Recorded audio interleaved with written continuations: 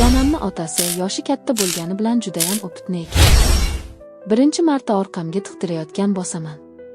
Ukolini shunaqa noziklik bilan tiqdiki, oxirigacha kirgunicha og'riq sezmadim. Lekin ignasi judayam katta va qalin ekan. Professional telefon ushlagich. Metalicheski original mahsulot. Narxi 85 ming so'm, O'zbekiston bo'ylab yetkazib berish mutlaqo bepul. Mahsulotni qo'lingizga olgandan so'ng to'lov qilasiz. Zakaz berish uchun havola kommentariyada. Soni cheklangan, shoshiling. Assalomu alaykum azizlar. Bugun siz bilan hech kimga ayta olmaydigan bir sir haqida suhbatlashamiz. Bu bir qizning yuragida paydo bo'lgan taqiqlangan hislar, halol va harom orasida bo'lgan bir halovat izlash haqidagi hikoya. Men unga birinchi bor sinchiklab qaraganimda, bu oddiy hurmat emasligini sezdim. U dugonamning otasi. Har doimgidek xotirjam, sokin va mulohazali. Qizimsi qiziqishim avval hazil edi. Lekin keyinchalik bu yurak urishlarimga aylana boshladi. U meni hech qachon boshqacha ko'z bilan qaragandek tuyulmasdi. Lekin men ozgarayotgan edim. Har safar dugonamnikiga borganda yuragim tez ura boshlardi. Hovlida u bilan to'qnashib qolsam, ko'zlarimni yashirishga majbur bo'lardim. Bir kuni dugonam ish bilan chiqib ketdi. Uyda men va uning otasi qolgan edik. Uy ichida qop-qorong'u sokinlik. U esa qahva tayyorlab menga uzatdi. "Qalaysan, yaxshi yuribsanmi?" dedi u. Oddiy savol, ammo uning ovozida allaqanday yumshoqlik, allaqanday iliqlik bor edi. Menga qiziqayotgani yo'q edi, men unga og'zimni qiziqtirayotgan edim. Qahva finjonini olarkanman, qo'lim titrardi. U sezdi. Jim bo'ldi. Sozlar tugadi, faqat ko'zlar qoldi. "Sovqotayapsanmi?" deb yelkama adyol tashladi. Men o'zimni yo'qotib qo'ygandek bo'ldim. Nafasim tor bo'lib, yuragimni ushlab qoldim. U yonimda turardi. Nafasi yelkama tegardi. Yuzimga qaradi. Shunda men birinchi bo'lib ko'zlarimni olib qochmadim. Qarab turdim. To'xtovsiz. "Bunday bo'lmasligi kerak", dedi u past ovozda. "Bilaman, lekin yurak bo'ysunmayapti", dedim men. Unga bir qarich yaqin edim. Nafasim uning ko'ksiga urilardi.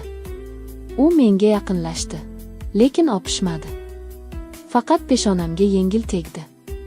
Bu daqiqada tanam larzaga keldi. Yana bir qadam va men to'xtay olmasdim. U orqaga chekinmoqchi bo'ldi. Men esa uni qo'ymadim. Ko'ksiga boshimni qo'ydim. U esa quchogida ohangda yuragimni tinchlantirdi. O'sha kecha hech qanday haddan oshgan ish bo'lmadi. Lekin ruhimiz allaqachon chegaradan o'tib ketgan edi. Kunlar o'tdi. Men o'zimni ko'pchilik orasida oddiy tutardim, lekin ichimda portlash bo'layotgandi. U ham o'sha edi. Endi menga qaraganda boshqacha qarardi. Bir kuni dugonam uyda yo'q payt, u meni kutdi. Endi oramizda sukunat emasdi. Oramizda ehtiros, tortinish va yurak urishlari bor edi. Qo'li asta yuzimga tegdi. Men yuragimni tutdim. Bu safar u to'xtamadi. U meni ehtiyotkorlik bilan quchdi. Har harakati, har qarashi men uchun quvonch, xavotir, hayajon va ishonch edi. Nafaqat tanam, balki butun ruhim ham unga o'rganib qolgan edi. Bu taqiqlangan munosabat edi. Lekin yurakni hech qanday qonun bilan cheklab bo'lmaydi. Ertasi kuni o'zimga joy topolmadim. Uni yana ko'rishni istardim. Ammo bu istak oddiy his emasdi. Bu ichimda yongin edi. Har gal dugonam menga kulib qarasa, yuragimda aybdorlik to'lqini urar, lekin shu paytda yuragim ichimdan "Sen uni sevyapsan" deb baqirardi. U esa dugonamning otasi. Yoshi kattaroq, ammo ko'zlarida yosh boladay toza mehr bor edi. U menga hech qachon tahdid solmadi, hech narsa talab qilmadi. Aksincha, u meni ehtiyot qilardi. Balki o'zini ham. Bir kuni yana uchrashdik. Dugonam ishga ketgan edi, u esa kitob o'qib o'tirgan. Men eshikni asta ochdim. "Kirdim", dedim. U qaradi. Qovogi ochiq, ammo ko'zlari charchagan edi. Menga qaradi va bir oz jim qoldi. Keyin sekin kitobni yopdi. Men unga yaqinlashdim. Har bir qadamim yuragimning urishidek aniq eshitilardi. Nihoyat uning ro'parasida to'xtadim. Men seni unutolmayapman, dedim past ovozda. U indamadi. Faqat qo'llarimni ushladi. Barmoqlari orasiga barmoqlarimni soldi. Bu oddiy harakat, ammo men uchun butun bir olam edi. Yaxshi ko'rish ba'zida ko'z bilan emas, barmoq bilan seziladi. U qo'limni o'z labiga yaqinlashtirdi. Men ko'zlarimni yumdim. Nafasim tor bo'lib qoldi. U meni o'ziga yaqinroq tortdi. Quchogiga kirganimda dunyo jim bo'ldi. Faqat yuraklarimiz sozlardi. Sozsiz. O'sha kuni u meni quchdi uzun vaqt. Hech narsa so'ramadi. Shunchaki yonimda bo'ldi. Men esa u bilan o'zimni to'liq va toza his qilardim. Hech qanday ayb yoki qo'rquv yo'q, faqat yurakdagi tinchlik. Ammo bu tinchlik uzoq davom etmadi. Bir kuni dugonam bizni birga ko'rib qoldi. U eshikni kutilmaganda ochdi, biz esa oshxonada birga edik. Yuzlarimizda hech qanday jinoyat yo'q edi. Faqat bir-biriga bog'langan yuraklar bor edi. U bizga tik qaradi. Avval menga, keyin otasiga. "Bu nima?" dedi u.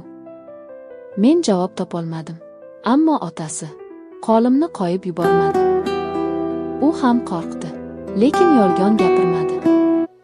"Men unga yaxshi ko'raman", dedi. Dugonam indamadi. U butunlay jim bo'lib qoldi. Yigladi, ketdi.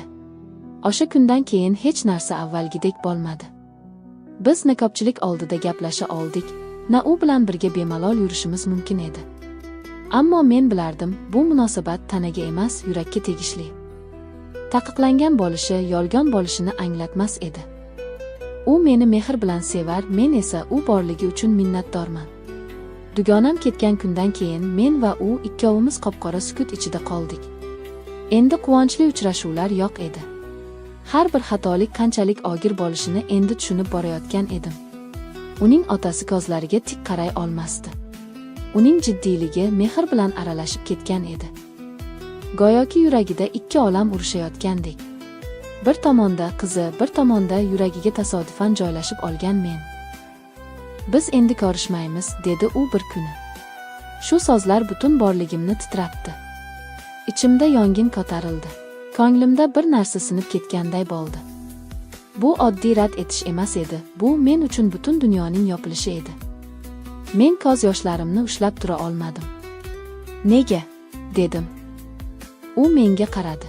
U ko'nikkan edi, lekin haligacha kurashar edi.